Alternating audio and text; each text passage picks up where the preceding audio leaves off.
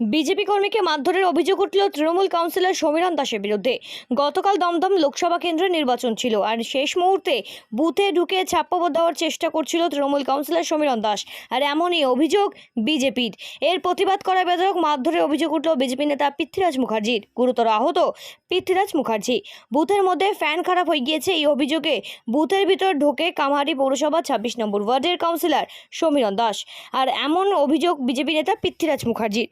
সেখানে কেন্দ্রীয় বাহিনী থাকা সত্ত্বেও বুথের ভিতরে কিভাবে ঢুকে এই ফ্যান খারাপ হয়ে যায় সেটার খোঁজ দিতে চায়, আর তারই প্রতিবাদ করায় বিজেপি নেতা পৃথ্বীরাজ মুখার্জিকে মারধর করা হয়। এমনকি তার সাথে থাকা অঙ্কন দাস, সোমনাথ মুখার্জি সহ বিজেপি কর্মীদেরকেও মারধর করে তৃণমূল কাউন্সিলর সমীরণ দাসের কর্মী সমর্থকরা।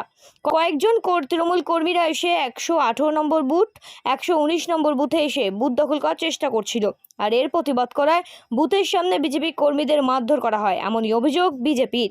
প্রাণে মারার আতঙ্কিত আহত বিজেপি কর্মীরা, আর এই গোটা বিষয়টি অস্বীকার করে তৃণমূল কংগ্রেস। কালকে ওরা ভোট লুট করবার চেষ্টা করছিল ২৬ নম্বর ওয়ার্ডে। তৃণমূল কাউন্সিলর সমীরণ দাস গিয়ে ২৬ নম্বর ওয়ার্ডের যেই বুথ আনন্দগড়ে, ওই বুথের বাইরে দাঁড়িয়েছিল। আমি খবর পেয়ে সেইখানে পৌঁছে এখন বাইরে সিআরপিএফকে জানাই যে এই সমীরণবাবু একজন কাউন্সিলর, উনি বুথের গেটের সামনে দাঁড়িয়ে কি করছেন, উনি তো বুথে এন্টাইটেলড নন।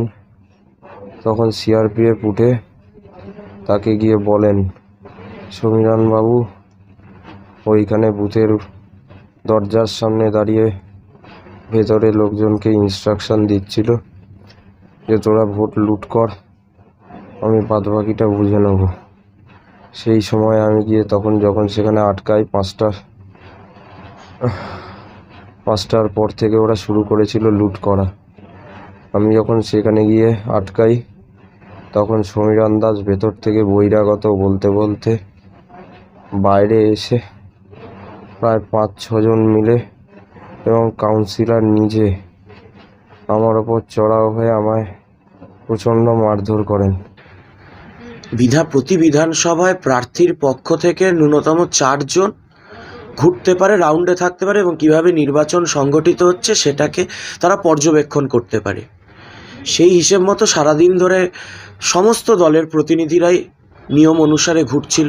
আমরাও সেই নিয়ম মেনটেন করে কামারহাটিতে বিভিন্ন জায়গায় ঘুরছিলাম। তো হঠাৎ দেখলাম যে ২৬ নম্বর ওয়ার্ডের একটি বুথে বেশ কিছু লোকজন ঢুকেছে। তো আমাদের পক্ষ থেকে আমাদের যিনি প্রতিনিধি ছিলেন পৃথ্বীরাজ মুখোপাধ্যায়, উনি গেছিলেন, সেক্টর অফিসারের সাথে কথা বলছিলেন যে এখানে বাইরের লোক কেন ঢুকেছে। একদম শান্তিপূর্ণভাবে কথাবার্তা হচ্ছিল সেক্টর অফিসারের সাথে, ইলেকশনের কাজে যারা রয়েছে। হঠাৎ দেখলাম ওখানে পৃথ্বীরাজ মুখোপাধ্যায়কে ধরে মারধর শুরু করা হলো। কাউন্সিলর সমীরণ দাসের নেতৃত্বে যে গুন্ডা বাহিনী ছিল তারা হঠাৎ করে মারতে শুরু করলো, আমরা বুঝতেও পারলাম না। হুমকি মানে বলছে মুখ চিনে রাখলাম, 4 তারিখের পর বুঝে নেব। আবারও কি দোসরামের মতো মারধর শুরু করবেন 4 তারিখের পর? আবারও কি দোসরামের মতো খুন শুরু করবেন, রক্ত ঝরাবেন? বলে দিন, পরিষ্কার বলে দিন যে কোথায় মারতে হবে। আমাদের ফ্যামিলি, আমাদের পরিবার, এদেরকে ডিস্টার্ব করবেন না। তারা তো কিছু অন্যায় করেনি। মানে আমার বাড়ি থেকে ১০০ মিটার দূর ৩ নম্বর বাণী মন্দির, সেখানে আমারও ভোট আছে, মানে আমি ভোট দিই।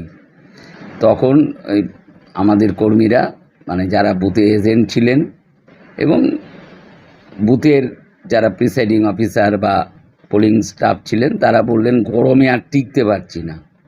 তা আমি ওপর দিকে তাকিয়ে দেখলাম ফ্যানটা বন্ধ। আমি বললাম যে ফ্যানটা বন্ধ তো কেন? বললো এটা খারাপ। এটা ঠিক 5টা নাগাদ আমার কি মনে হলো একটু দেখে আসি তো ওদের ফ্যানটা কি হলো।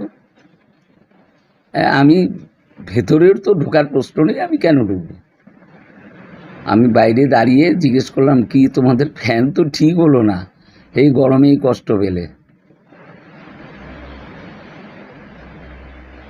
জাস্ট এই কথাটা বলেছি।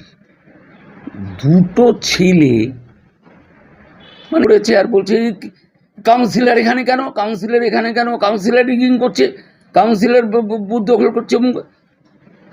আমি মানে থতমত থেকে অবাক হয়ে তাকিয়ে আছি।